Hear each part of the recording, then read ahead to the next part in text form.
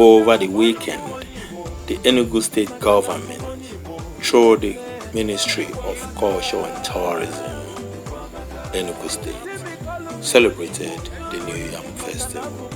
It was another moment to showcase the Igbo cultural heritage to the world.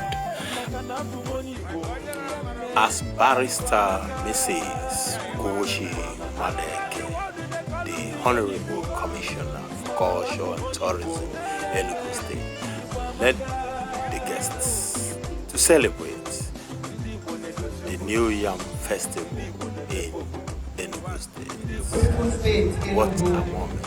This day is one of deep cultural significance, not just for us in Enugu, but for all the Igbo people.